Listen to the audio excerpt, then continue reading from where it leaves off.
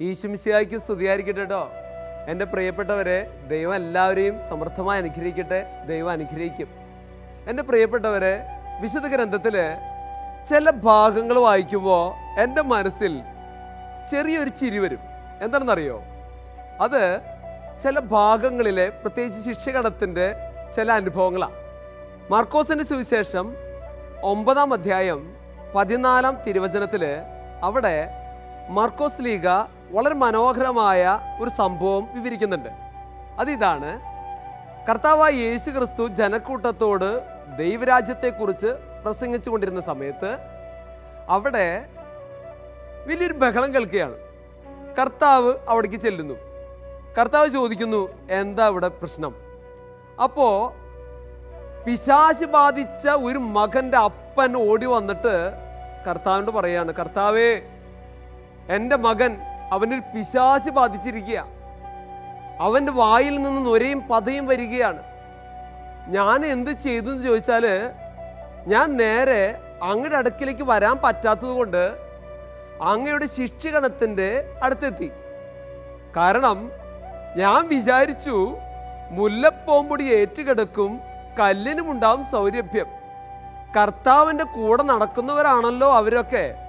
അതുകൊണ്ട് തന്നെ അങ്ങയ്ക്കുള്ള അതേ കൃപ തന്നെ ശിക്ഷകണത്തിന് ഉണ്ടാകും എന്നുള്ള പ്രതീക്ഷയിൽ. പക്ഷേ അവർക്ക് സൗഖ്യപ്പെടുത്താൻ സാധിച്ചില്ല. എൻ്റെ പ്രിയപ്പെട്ടവരെ, നമ്മളൊക്കെ ചില മനുഷ്യര് ചില പ്രിയപ്പെട്ട നേതാക്കന്മാരുടെ കൂടെ നടന്ന് അണികൾക്ക് എന്തോ ആണെന്ന് ഭാവിക്കുന്നവർക്കൊരു താക്കീതാ. അതുകൊണ്ട് ഇവിടെ ശിക്ഷകണം തീരുമാനിച്ചു, എനിക്കും അല്ലെങ്കിൽ ഞങ്ങൾക്കും സൗഖ്യം കൊടുക്കാൻ സാധിക്കുമെന്ന്. പക്ഷെ അവർക്ക് സാധിച്ചില്ല. എൻ്റെ പ്രിയപ്പെട്ടവരെ, തമ്പുരാൻ കർത്താവിൻ്റെ മുമ്പിൽ നിലവിളിയുമായി ആ അപ്പൻ വന്നു കഴിഞ്ഞപ്പോൾ ഔസേപ്പിതാവിനെ കുറിച്ച് ഓർമ്മയുള്ള അതേ കർത്താവ് പറഞ്ഞു, ആ മകന് സൗഖ്യം ഉണ്ടാകട്ടെ. എൻ്റെ പ്രിയപ്പെട്ടവരെ, കർത്താവിൻ്റെ മുമ്പിൽ ആത്മാർത്ഥമായി പ്രാർത്ഥിക്കുന്നവർക്ക് അനുഗ്രഹമുണ്ടാകും എന്ന് സൂചിപ്പിക്കാൻ വേണ്ടിയിട്ടാണ് ഇന്നത്തെ വചനം ഞാൻ പങ്കുവയ്ക്കുന്നത്. ചോദിക്കുവിൻ, നിങ്ങൾക്ക് ലഭിക്കും. അന്വേഷിക്കുവിൻ, നിങ്ങൾ കണ്ടെത്തും. മുട്ടുവിൻ, നിങ്ങൾ തുറന്നു കിട്ടും. ചോദിക്കുന്നവന് ലഭിക്കുന്നു, അന്വേഷിക്കുന്നവന് കണ്ടുകിട്ടുന്നു. അതുകൊണ്ട് ചോദിക്കുന്ന ഏതൊരുത്തിനും തമ്പുരാൻ തരും. അത് ഉറപ്പാണ്. എൻ്റെ പ്രിയപ്പെട്ടവരെ, കർത്താവായ യേശുയുടെ മുമ്പിൽ ആത്മാർത്ഥമായി എൻ്റെ രോഗം മാറണം, സമ്പത്തുണ്ടാകണം, സമൃദ്ധി ഉണ്ടാകണം, അറിവുണ്ടാകണം, വിജയം ഉണ്ടാകണം, എല്ലാ മേഖലകളിലും നിങ്ങൾക്ക് നല്ലൊരു നിലനിൽപ്പ് ഉണ്ടാകണമെന്ന് നിങ്ങൾ ആഗ്രഹിക്കുന്നുണ്ടെങ്കിൽ പ്രാർത്ഥിക്കണം. വിശുദ്ധ ഗ്രന്ഥത്തിൽ ഏതെങ്കിലും ഒരു വ്യക്തിയെ കർത്താവ് എനിക്ക് പറ്റില്ല എന്ന് പറഞ്ഞിട്ടുണ്ടോ? ഇല്ല. കർത്താവിൻ്റെ മുമ്പിൽ ഏതെങ്കിലും ഒരു രോഗി, കുഷ്ഠരോഗി, അല്ലെങ്കിൽ തളർന്നു കിടക്കുന്ന രോഗി, അല്ലെങ്കിൽ ഏതെങ്കിലും തരത്തിൽ അശുദ്ധാരൂപി കയറിയ രോഗി, ആ വ്യക്തികളൊക്കെ വന്ന് കർത്താവിൻ്റെ മുമ്പിൽ ആത്മാർത്ഥമായി പ്രാർത്ഥിച്ചിട്ടുണ്ടെങ്കിൽ അവർക്കൊക്കെ സൗഖ്യം ഉണ്ടായിട്ടുണ്ട്. അതുകൊണ്ട് പ്രാർത്ഥനയുടെ മഹത്വത്തെ കുറിച്ചിട്ടാണ് ഞാൻ നിങ്ങളുടെ മുമ്പിൽ ഇന്നേ ദിവസം സൂചിപ്പിക്കുക. എങ്ങനെയാണ് നമുക്ക് നന്നായി പ്രാർത്ഥിക്കാം? പ്രാർത്ഥനയുടെ എല്ലാ കാര്യങ്ങളെക്കുറിച്ച് വ്യക്തമായി പറയുന്നത് മത്തായി ശ്ലീഹയാണ്. മത്തായി ശ്ലീഹ 6-ാം അധ്യായത്തിൽ ആദ്യം തന്നെ ധർമ്മദാനത്തെക്കുറിച്ച് സൂചിപ്പിച്ചതിന് ശേഷം അവിടെ പ്രാർത്ഥന എങ്ങനെ നന്നായി പ്രാർത്ഥിക്കാം എന്ന് പഠിപ്പിക്കുകയാണ്. ശിക്ഷകണം ചോദിക്കുന്നുണ്ട്, കർത്താവേ, ഞങ്ങളെ പ്രാർത്ഥിക്കാൻ പഠിപ്പിക്കണമേ. കർത്താവ് വളരെ മനോഹരമായ പ്രാർത്ഥന പഠിപ്പിച്ചു കൊടുക്കുന്നുണ്ട്. എന്താണെന്നറിയോ? സ്വർഗസ്ഥനായ ഞങ്ങളുടെ പിതാവേ, അങ്ങയുടെ നാമം പൂജിതമാകണമേ, അങ്ങയുടെ രാജ്യം വരണമേ, അങ്ങയുടെ തിരുമനസ് സ്വർഗത്തിലെ പോലെ ഭൂമിയിലാകണമേ, ഞങ്ങൾക്ക് അപ്പം തരണമേ, ഒപ്പം തന്നെ ദുഷ്ടാരൂപിയിൽ നിന്ന് എല്ലാ കാര്യങ്ങളിൽ നിന്നും ഞങ്ങളെ സംരക്ഷിക്കണമേ എന്നൊക്കെ പറഞ്ഞു വരുന്ന മനോഹരമായ ഒരു പ്രാർത്ഥന. ആ പ്രാർത്ഥനയ്ക്ക് ശേഷം കർത്താവായ ദൈവം ഉപവാസത്തെക്കുറിച്ച് പഠിപ്പിക്കുന്നു. 2 യജമാനന്മാരെ നിങ്ങൾ ശുശ്രൂഷിക്കരുത്, ഒരു യജമാനിൽ ഉറച്ചു നിൽക്കണമെന്ന് പറയുന്നു. ഒപ്പം തന്നെ ദൈവപരിപാലനയെക്കുറിച്ച് സൂചിപ്പിക്കുന്നു. മത്തായി ശ്ലീഹ നല്ലൊരു ദൈവശാസ്ത്രജ്ഞനാണ്. എന്തുകൊണ്ടാണെന്ന് അറിയോ? പ്രാർത്ഥിക്കുന്നവൻ ദാനധർമ്മം ചെയ്യും. അതുകൊണ്ടാണ് 6-ാം അധ്യായത്തിൽ ആദ്യം തന്നെ ദാനധർമ്മത്തെക്കുറിച്ച് പറയണേ. നന്നായി പ്രാർത്ഥിക്കുന്നവൻ ദാനധർമ്മം ചെയ്യും. അതുകൊണ്ടാണ് പറയുന്നത്, കൈകൂപ്പി പിടിച്ചു നിൽക്കുന്നവൻ തുറന്ന കരങ്ങളുമായി ജനങ്ങളെ സേവിക്കണമെന്ന് പറയണേ. കൂപ്പിപ്പിടിച്ച് നിൽക്കുന്നവൻ തുറന്ന കൈകളുമായി ജനങ്ങളെ ശുശ്രൂഷിക്കണം. എപ്പോഴും കൂപ്പി കാര്യങ്ങൾ മാത്രമല്ല, ഏതെങ്കിലും ഒരു പാവപ്പെട്ടവൻ നിന്റെ അടുക്കിലേക്ക് കൈ നീട്ടുമ്പോൾ എന്തെങ്കിലും കൊടുക്കാൻ മനസ്സുണ്ടാകണം കേട്ടോ. ചിലപ്പോൾ നീ വലിയ ധനാഢ്യനാകണമെന്നില്ല, നീ വലിയ സമ്പന്നനാകണമെന്നില്ല. പക്ഷേ നിന്റെ കഴിയും വണ്ണം എന്തെങ്കിലും നൽകുമ്പോൾ ഉണ്ടല്ലോ, അവരുടെ ജീവിതത്തിൽ വലിയ അനുഗ്രഹം ഉണ്ടാകുന്നു. മാത്രമല്ല നിന്റെ ജീവിതത്തിലും വലിയ കൃപയുണ്ടാകും. അതുകൊണ്ട് എൻ്റെ പ്രിയപ്പെട്ടവരെ, മത്തായി കൃത്യമായിട്ട് പറയാണ്, പ്രാർത്ഥിക്കുന്നവൻ ദാനധർമ്മം ചെയ്യും. അതിനുശേഷം മത്തായി ശ്ലീഹ പറയാണ്, പ്രാർത്ഥനയുടെ പഠിപ്പിക്കലിന് ശേഷം പറയാണ്, നിങ്ങൾ ഉപവാസം എടുക്കും. എൻ്റെ പ്രിയപ്പെട്ടവരെ, ഞാൻ ആദ്യം പറഞ്ഞ വചനം മറക്കരുത്. അതായത് മർക്കോസിൻ്റെ സുവിശേഷത്തിൽ അവിടെ പിശാച് ബാധിച്ച ആ മകൻ്റെ അപ്പൻ കർത്താവിനോട് വന്നിട്ട് പറയണില്ലേ, എൻ്റെ കർത്താവേ, എൻ്റെ മകനെ സുഖപ്പെടുത്താൻ ശിഷ്യഗണത്തിന് കഴിഞ്ഞില്ല. അത് കേട്ടപ്പോൾ ശിഷ്യഗണത്തിന് ഒരു കുറച്ചിലായി. ആരും കാണാതെ ഈ ശിഷ്യഗണം വന്നിട്ട് കർത്താവിനോട് വന്ന് ചോദിക്കുന്നുണ്ട്, കർത്താവേ, എന്തുകൊണ്ടാണ് ഞങ്ങൾക്ക് ആ പിശാചിനെ സുഖപ്പെടുത്താൻ, അല്ലെങ്കിൽ ആ പിശാചിനെ ആട്ടി പുറത്താക്കാൻ ഞങ്ങൾ കഴിയാതെ പോയത്? ആരും കാണാതെ എന്നിട്ട് ചോദിക്കണേ. അതിന് കർത്താവ് നൽകുന്ന മറുപടി എന്താണെന്നറിയോ? കർത്താവ് നൽകുന്ന മറുപടി എന്താണെന്നറിയോ? ഈ പ്രകാരമാണ്, പ്രാർത്ഥന കൊണ്ടും ഉപവാസം കൊണ്ടല്ലാതെ ഈ വർഗം പുറത്തു പോവില്ല. ഈ വർഗം, നമ്മളൊക്കെ സാധാരണക്കാരൻ പറയുന്ന ചില ഭാഷകളുണ്ടല്ലോ, അവജ്ഞമായ അവസ്ഥകളെ പറയുന്ന വാക്കാണ് ഈ വർഗം. പുച്ഛഭാവത്തിൽ നമ്മൾ സംസാരിക്കാറില്ലേ, ഈ വർഗം. പിശാചിന്റെ അവസ്ഥയെ കർത്താവ് ഉപയോഗിക്കുന്ന വാക്കാണ് ഈ വർഗം. അതുകൊണ്ട് കർത്താവ് പറയുകയാണ്, പ്രാർത്ഥന കൊണ്ടും ഉപവാസം കൊണ്ടല്ലാതെ ഈ വർഗം പുറത്തു പോകില്ല. ഞാൻ ഈ നിമിഷം ഒരു കാര്യം ഓർക്കുകയാണ്. പണ്ടത്തെ മാർത്തോമ ക്രിസ്ത്യാനികളുടെ നോമ്പ് ആചരണം ഉണ്ടല്ലോ, 365 ദിവസം ഉണ്ടെങ്കിൽ അതിൽ പകുതിയിലധികം ദിവസവും അന്നത്തെ ക്രിസ്ത്യാനികൾക്ക് നൊമ്പരം. നോമ്പ് എന്ന് പറഞ്ഞാണ്ടല്ലോ വേദന ഉണ്ടായിരുന്നു. ഇന്ന് 25 നോമ്പും കുറഞ്ഞു തുടങ്ങി. 50 നോമ്പിൽ അതിൽ തന്നെ എക്സെപ്ഷൻസ് കണ്ടെത്തുകയാണ്. അതിൽ തന്നെ 10 ദിവസം മാത്രം എടുത്ത്, അല്ലെങ്കിൽ ഓശാന ദിവസം മുതൽ മാത്രം എടുക്കുന്ന നോമ്പായിട്ടൊക്കെ മാറി. പണ്ട് കാലഘട്ടത്തിൽ കർത്താവ് മരിച്ച ദിവസമായി വെള്ളിയാഴ്ച ഒരു നേരമെങ്കിലും ഉപവാസം എടുത്ത് പ്രാർത്ഥിക്കുന്ന നമ്മുടെ അമ്മമാരുണ്ടായിരുന്നു. കാലഘട്ടം മാറി. ഇന്ന് വെള്ളിയാഴ്ചകളിൽ വരെ മാംസം ഭുജിക്കുന്ന തലമുറയായിട്ടൊക്കെ മാറിയിട്ടോ.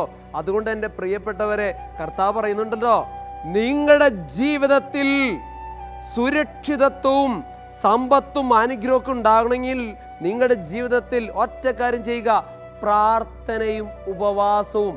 ഉപവാസം എന്ന് പറഞ്ഞാൽ ഉപവസിക്കുക, കൂടെ വസിക്കുക. ആരുടെ കൂടെ?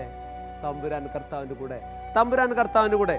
ഞാനൊരു കാര്യം പറയട്ടെ, നമ്മളൊക്കെ പ്രാർത്ഥിക്കുന്നവരാണ്. അതിൽ ഇംഗ്ലീഷിൽ പ്രേ എന്നുള്ള വാക്കാണ് ഉപയോഗിക്കുന്നത്. PRAY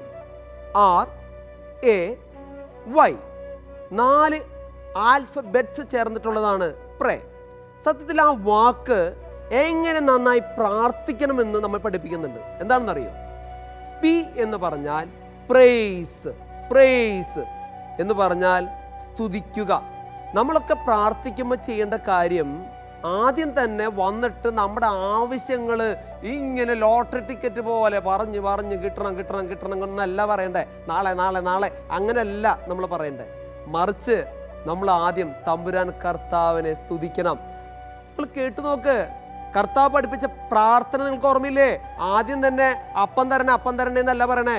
സ്വർഗസ്ഥനായ ഞങ്ങളുടെ പിതാവേ, അങ്ങയുടെ നാമം പൂജിതമാകണം. അതുകൊണ്ട് ആദ്യം തന്നെ പ്രേസ്. ആദ്യം തന്നെ നിങ്ങൾ ദൈവത്തെ സ്തുതിക്കുക. സങ്കീർത്തനം 150 സങ്കീർത്തനം ഉണ്ടല്ലോ, അതിൽ ഏതെങ്കിലും സങ്കീർത്തനം എനിക്ക് കിട്ടണം എന്നല്ല പറയണേ. എല്ലായിടത്തും തമ്പുരാനെ സ്തുതിക്കുക. എൻ്റെ സൃഷ്ടാവേ നീ ആനന്ദിക്കുക, എൻ്റെ സൃഷ്ടാവേ നീ അല്ലാതെ മറ്റൊരു ദൈവമില്ല എന്നാണ് സങ്കീർത്തകൻ പാടണേ. അതുകൊണ്ട് എൻ്റെ പ്രിയപ്പെട്ടവരെ, നമ്മൾ പ്രാർത്ഥിക്കുമ്പോൾ ആദ്യം തന്നെ എന്ത് ചെയ്യണ്ടേ? തമ്പുരാൻ കർത്താവിനെ സ്തുതിക്കണം. ഏതെങ്കിലും കൊച്ചുകുട്ടി അമ്മയുടെ അടുക്കൽ വന്നിട്ട് പറയാറുണ്ടോ, അമ്മേ ഇപ്പോൾ തന്നെ എനിക്ക് ഡ്രസ്സ് വേണം, പേന വേണം, ബോക്സ് വേണം, ബൈക്ക് വേണം എന്നൊക്കെ അല്ല പറയണ. ആദ്യം തന്നെ മമ്മീനെ അല്ലെങ്കിൽ നമ്മുടെ അമ്മയെ സൂചിപ്പിക്കും. എന്ന് പറഞ്ഞ മമ്മിയുടെ സാരി നന്നായിട്ടുണ്ട്, മമ്മി ഇന്നത്തെ പലഹാരം നന്നായിട്ടുണ്ട് എന്നൊക്കെ പറയാറില്ലേ? നമ്മുടെ പപ്പയുടെ അടുത്തേക്ക് ചെന്നിട്ട് നമ്മൾ അങ്ങനെ തന്നെയാണ് സംസാരിക്കുക. എന്തിനു വേണ്ടിയിട്ടാണെന്നറിയോ? നമുക്ക് കാര്യം നടക്കണം. സത്യത്തില് തമ്പുരാൻ കർത്താവിന്റെ മുമ്പിൽ ആത്മാർത്ഥമായി യേശുവിനെ സ്തുതിച്ചുകൊണ്ട് നിങ്ങളുടെ അപേക്ഷകൾ സമർപ്പിക്കണം. അതാണ് ഒന്നാമത്തെ ആൽഫബറ്റ് സൂചിപ്പിക്കുന്നത്, പ്രൈസ്. രണ്ടാമത്തെ ആൽഫബറ്റ് ആർ എന്താണെന്നറിയോ? റിപ്പന്റ്. റിപ്പന്റ് എന്താണെന്നറിയോ? നമ്മൾ കർത്താവിന്റെ അടുക്കൽ വന്നിട്ട് കർത്താവിനോട് പറയണം, എന്നോട് ക്ഷമിക്കണം കേട്ടോ ഈശോയെ, എന്നോട് ക്ഷമിക്കണം. ഞാൻ അപേക്ഷിക്കാൻ പോകുന്ന പല കാര്യങ്ങളുണ്ട്, പക്ഷെ അത് കിട്ടാനുള്ള യോഗ്യത എനിക്കില്ല. പക്ഷേ കർത്താവ് വിചാരിച്ച് നടക്കും. എൻ്റെ തെറ്റുകൾ പുറത്തുകൊണ്ട്,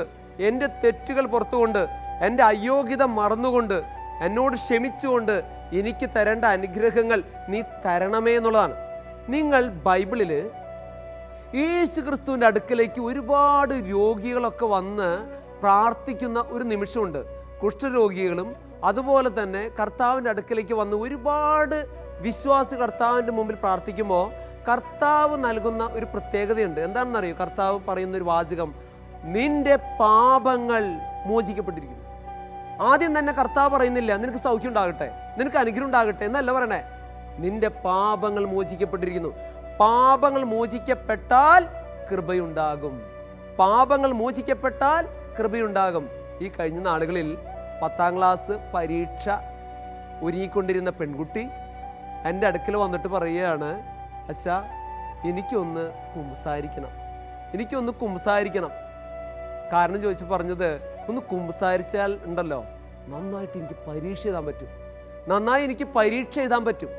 എൻ്റെ പ്രിയപ്പെട്ടവരെ, പാപങ്ങൾ മോചിക്കപ്പെട്ടാലുണ്ടല്ലോ നിങ്ങളുടെ ജീവിതത്തിൽ വലിയ അനുഗ്രഹം ഉണ്ടാകും. അതുകൊണ്ടാണ് റിപ്പന്റ് എന്ന് പറയുന്ന വാക്ക്. മൂന്നാമത്തെ ആൽഫബറ്റ് എന്താണെന്നറിയോ? ആദ്യത്തെ പി, രണ്ടാമത്തെ ആർ, മൂന്നാമത്തെ എ, അപ്ലൈ. മൂന്നാമത്തെ കാര്യം ആകുന്നുള്ളൂ അപേക്ഷിക്കുക. അപ്ലൈ, നിന്റെ പ്രാർത്ഥനകൾ സമർപ്പിക്കുക. ഈ മൂന്നാമത്തെ കാര്യത്തിലാണ് നിന്റെ അപേക്ഷകൾ സമർപ്പിക്കേണ്ടത്. ഒരു കാര്യം നിങ്ങളോട് പറയട്ടെ, നിങ്ങൾ മറ്റുള്ളവർക്ക് വേണ്ടി പ്രാർത്ഥിച്ചാൽ നിങ്ങളുടെ ജീവിതത്തിൽ വലിയ അത്ഭുതം ഉണ്ടാകും. നിന്റെ വീട്ടിൽ ദാരിദ്ര്യമായിരിക്കും, പക്ഷെ നീ പ്രാർത്ഥിക്കുമ്പോൾ, കർത്താവേ അയൽ വീട്ടിലും ഒരുപാട് ബുദ്ധിമുട്ട് അനുഭവിക്കുന്നുണ്ട്, എനിക്ക് കിട്ടുന്ന പോലെ അവരെയും അനുഗ്രഹിക്കട്ടെ, അല്ലെങ്കിൽ അനുഗ്രഹിക്കണം കേട്ടോ എന്ന് പ്രാർത്ഥിച്ചു നോക്കിയേ, അത്ഭുതം ഉണ്ടാകും. ഏറ്റവും അവസാനത്തെ ആൽഫബറ്റ് വൈ, യൂസെൽഫ്. ഇതെന്താണെന്നറിയോ? ഇത്രയും കാര്യങ്ങൾ പറഞ്ഞതിന് ശേഷം, ദൈവത്തെ സ്തുതിച്ചതിന് ശേഷം, നമ്മുടെ തെറ്റുകൾ ഏറ്റുപറഞ്ഞതിന് ശേഷം, നിന്റെ അപേക്ഷ സമർപ്പിച്ചതിന് ശേഷം അവസാനം പറയണം, അങ്ങയുടെ തിരുമനസ് നിറവേറട്ടെ. ചിലപ്പോൾ എല്ലാം എനിക്ക് നടത്തി കിട്ടണമെന്നില്ല, എങ്കിൽ പോലും അങ്ങയുടെ തിരുമനസ് നിറവേറട്ടെ. എൻ്റെ പ്രിയപ്പെട്ടവരെ, ഞാൻ ഈ പ്രാർത്ഥനയുടെ മഹത്വത്തെക്കുറിച്ച് സൂചിപ്പിക്കുമ്പോൾ നിങ്ങളുടെ ജീവിതത്തിൽ ചില കാര്യങ്ങൾ നിങ്ങൾ പറയാറില്ലേ, അച്ഛാ പല കാര്യങ്ങളും ഈശോയോട് ചോദിക്കുന്നുണ്ട്, കിട്ടുന്നില്ല. പല ആവശ്യങ്ങളും കർത്താവിനോട് ചോദിക്കുന്നുണ്ട്, കിട്ടുന്നില്ല. എൻ്റെ ജീവിതത്തിൽ രോഗങ്ങൾ മാറിപ്പോണില്ല. പക്ഷെ ഇത് എന്തുകൊണ്ടാണ് അങ്ങനെ സംഭവിക്കണേ? അതിന് ഒറ്റ ഉത്തരവുള്ളൂ കേട്ടോ. എന്താണെന്നറിയോ? അതിന് 4 കാര്യങ്ങൾ ശ്രദ്ധിക്കണം. ഒന്ന്, പ്രേ വിത്ത് ഫെയ്ത്ത്. വിശ്വാസത്തോടു കൂടി നീ പ്രാർത്ഥിക്കണം. എനിക്ക് കിട്ടിയ തന്നേ മതിയാകൂ. എൻ്റെ പ്രിയപ്പെട്ടവരെ, ഇതാണ് വിശ്വാസം. പൂർവ്വപിതാവായ അബ്രാഹത്തിന്റെ വിശ്വാസം, ഈസാക്കിന്റെ വിശ്വാസം, എനിക്ക് തന്നേ പറ്റൂ, കിട്ടിയേ മതിയാകൂ എന്നുള്ള ഒരു വിശ്വാസമാണ്. ഞാൻ പലപ്പോഴും ഉണ്ടല്ലോ, ഞാനൊരു വൈദികനാണ്, പലപ്പോഴും കർത്താവിനോട് പറയുന്ന ചില പ്രാർത്ഥനകൾക്ക് ഇങ്ങനെയാണ്, കർത്താവെ തരണോട്ടാ ഇങ്ങനെ പറയും. ഞാനൊരു സുഹൃത്ത് ബന്ധം പോലെ യേശു ക്രിസ്തുവോട് സംസാരിക്കും. എൻ്റെ പ്രിയപ്പെട്ടവരെ, നമ്മളുടെ ഒക്കെ യേശു ക്രിസ്തുവിനുള്ള ബന്ധം ഈ പ്രകാരമായിരിക്കണം. ഈശോയെ എനിക്ക് തരണം, തന്നേ പറ്റൂ. പലപ്പോഴും നമുക്ക് രോഗങ്ങൾ വരുമ്പോൾ കർത്താവിനോട് പ്രാർത്ഥിച്ചു നോക്കിയേ, നമ്മളൊക്കെ പ്രാർത്ഥിക്കുന്നുണ്ട്, പക്ഷേ പൂർണ്ണതയില്ല. യേശു ക്രിസ്തു പറയുന്നു, ഒരു കടുകുമണിയോളം വിശ്വാസം നിനക്കുണ്ടെങ്കിൽ, കടുകുമണിയോളം വിശ്വാസം മതി. അപ്പൊ ചോദിക്കുക, ആൾക്കാർ പറയുന്നത് എന്താണെന്ന് അറിയോ? കടുകുമണി എന്ന് പറയുമ്പോൾ ചെറുതല്ല, അതല്ല ഉദ്ദേശിക്കണേ. കടുകുമണിയുടെ പ്രത്യേകത ഉള്ളിൽ പൊത്തില്ല, അല്ലെങ്കിൽ ഹോളില്ല, എല്ലാം ഫില്ലാണ്, അതിലെ കണ്ടന്റ് ഫില്ലാണ്. കടുകുമണിയുടെ പ്രത്യേകത അതിൻ്റെ ഉള്ളിൽ ഒരു ഹോള് പോലും ഇല്ല, ഗ്യാപ്പില്ല, എല്ലാം പൂർണ്ണതയാണ്. ഉള്ള വിശ്വാസം പൂർണ്ണമായിരിക്കണം. രണ്ടാമത്തെ കാര്യം, പ്രേ വിത്ത് ഹ്യൂമിലിറ്റി എന്ന് പറഞ്ഞാൽ എളിമയോടുകൂടി നിങ്ങൾ പ്രാർത്ഥിക്കണം. ലൂക്ക എഴുതിയ സുവിശേഷം 12-ാം അധ്യായത്തില് ഫരീസേന്റെ ചുങ്കക്കാരൻ്റെയും ആ പ്രാർത്ഥനകളെ നിങ്ങളുടെ മനസ്സിലുണ്ടാകുമല്ലോ. എളിമയോടുകൂടി പ്രാർത്ഥിച്ച ചുങ്കക്കാരനാണ് കൃപ കിട്ടിയത്. മൂന്നാമത്തെ കാര്യം പ്രേ കോൺസ്റ്റന്റ്ലി എന്ന് പറഞ്ഞാൽ തുടർന്നായി അല്ലെങ്കിൽ തുടർച്ചയായി നിങ്ങൾ പ്രാർത്ഥിക്കണം. ഞാനൊരു മലയാള അധ്യാപകനാണ് കേട്ടോ. പ്രാർത്ഥന എന്നതിൻ്റെ ഒരു ആദ്യ രൂപം എന്താണെന്ന് അറിയാം? പ്രാഗ് രൂപം എന്ന് പറയും. പ്രകർഷേണ അർത്ഥന പ്രാർത്ഥന. പ്രകർഷേണ അർത്ഥന പ്രാർത്ഥന എന്ന് പറഞ്ഞാണ്ടല്ലോ തുടർച്ചയായുള്ള അർച്ചനയാണ് പ്രാർത്ഥന. അതുകൊണ്ട് അല്പനിമിഷം പ്രാർത്ഥിച്ചു കഴിഞ്ഞു, 2 തിരി കത്തിച്ചു കഴിഞ്ഞു, അങ്ങനെയല്ല നമ്മുടെ പ്രാർത്ഥന. തുടർച്ചയായി ഞങ്ങൾ പ്രാർത്ഥിക്കണം. നാലാമത്തെ കാര്യം എന്ന് പറയുന്നത് പ്രേ റുട്ടീൻ, പതിവ് പോലെ പ്രാർത്ഥിക്കണം, തുടർച്ചയായി പ്രാർത്ഥിക്കണം. ഒരു ദിവസം കുടുംബ പ്രാർത്ഥന ഉണ്ട്, അടുത്ത ദിവസം ഇല്ല. ഗസ്റ്റ് വന്നാൽ പ്രാർത്ഥനയില്ല. അത്തരത്തിലുള്ളൊരു പ്രാർത്ഥന ജീവിതമല്ല നമുക്ക് വേണ്ടത്. തുടർച്ചയായി പ്രാർത്ഥിക്കണം. യേശു ക്രിസ്തുവിനെ കുറിച്ച് ഇപ്രകാരം പറഞ്ഞു നിങ്ങൾ കേട്ടിട്ടുണ്ടല്ലോ, പതിവ് പോലെ കർത്താവ് മലയിലേക്ക് പോയി. പതിവ് പോലെ എന്താണെന്നറിയോ? പ്രാർത്ഥിക്കാൻ പോയി. ഏറ്റവും അവസാനത്തെ കാര്യം പ്രേ വിത്ത് ക്ലാരിറ്റി. വിശുദ്ധ എവ്ലാലിയുടെ ഒരു വാചകം തെറ്റായിട്ട് വ്യാഖ്യാനിക്കരുത് കേട്ടോ. എന്താണെന്നറിയോ? നിങ്ങൾ അല്പം പ്രാർത്ഥിക്കുന്നുള്ളൂ എങ്കിലും അത് വ്യക്തതയോടെ പ്രാർത്ഥിക്കുക. അതിൻ്റെ പേരിൽ നാളത്തെ കുടുംബ പ്രാർത്ഥന ഒരു രഹസ്യം മാത്രമായിട്ട് അവസാനിപ്പിക്കരുത് കേട്ടോ. എന്ന് പറഞ്ഞാൽ നിങ്ങൾ കുറച്ച് നേരം പ്രാർത്ഥിക്കുന്നുള്ളൂ എങ്കിലും അതിൽ വ്യക്തത ഉണ്ടാകണം. ഇന്ന് കുടുംബ പ്രാർത്ഥന എന്ന് പറയുന്നത് പലപ്പോഴും അവ്യക്തമായി ചൊല്ലുക, ആർക്കൊന്നും മനസ്സിലാകുന്നില്ല. അതുകൊണ്ട് തന്നെ പുതിയ തലമുറയിലെ കൊച്ചുമക്കൾക്ക് വരെ നന്നായി കുരിശ് വരയ്ക്കാനോ നന്മ നിറഞ്ഞ മറിയം ചൊല്ലാനോ സ്വർഗസ്ഥനായ പ്രാർത്ഥന ചൊല്ലാനോ ഒന്നും സാധിക്കുന്നില്ല. അതുകൊണ്ട് എൻ്റെ പ്രിയപ്പെട്ടവരെ, നിങ്ങളുടെ ജീവിതത്തിൽ ഒരു പ്രാർത്ഥന ജീവിതത്തിൽ വേണ്ട 5 കാര്യങ്ങൾ ഞാൻ സൂചിപ്പിച്ചത്: pray with faith, pray with humility, pray constantly, pray routine, അതുപോലെ തന്നെ പ്രേ വിത്ത് ക്ലാരിറ്റി, വ്യക്തതയോടെ പ്രാർത്ഥിക്കുക. എൻ്റെ പ്രിയപ്പെട്ടവരെ, വചനം മറക്കരുതേ. മത്തായി എഴുതിയ സുവിശേഷം 7-ാം അധ്യായം 7-ാം തിരുവചനം: പ്രാർത്ഥിക്കുവിൻ, നിങ്ങൾക്ക് ലഭിക്കും; അന്വേഷിക്കുവിൻ, നിങ്ങൾ കണ്ടെത്തും; മുട്ടുവിൻ, നിങ്ങൾ തുറന്നു കിട്ടും. ആത്മാർത്ഥമായി ചങ്കുപൊട്ടി നിങ്ങൾ പ്രാർത്ഥിച്ചുണ്ടല്ലോ, ദൈവം ഇടപെടും. കാരണം ദൈവം അനുകമ്പയുള്ളവനാ, കരുണയുള്ളവനാ, നിന്നെ സ്നേഹിക്കുന്നവനാ. എൻ്റെ പ്രിയപ്പെട്ടവരെ, നമുക്ക് പ്രാർത്ഥിക്കാം. ഈശോയെ, ഞങ്ങൾ തിരിച്ചറിയുന്നു, ഈ വചനം കേട്ടതിലൂടെ ഞങ്ങൾ തിരിച്ചറിയുന്നു, വിശ്വാസത്തോടെ പ്രാർത്ഥിച്ചാൽ കിട്ടും എന്നുള്ളൊരു ഉറപ്പ്. അതുപോലെ തന്നെ എളിമയോടുകൂടി പ്രാർത്ഥിച്ചാൽ കിട്ടും എന്നുള്ളൊരു ഉറപ്പ്. വ്യക്തതയോടെ പ്രാർത്ഥിച്ചാൽ കിട്ടുമെന്നുള്ള ഉറപ്പ്. കർത്താവെ, ഇനി മുതൽ അത്തരത്തിലുള്ള പ്രാർത്ഥന ഞങ്ങൾ നടത്തുമെന്ന് വാക്ക് പറയുന്നു. അത്തരത്തിൽ ഞങ്ങൾ പ്രാർത്ഥിക്കുമ്പോൾ ദൈവമേ, ഞങ്ങളുടെ ജീവിതത്തിൽ ഇടപെടുകയും ഞങ്ങളുടെ ആവശ്യങ്ങൾ സാധിച്ചു തരികയും ചെയ്യണമേ. നിത്യം പിതാവും പുത്രനും പരിശുദ്ധാത്മാവുമായ സർവേശ്വര എന്നേക്കും ആമേൻ.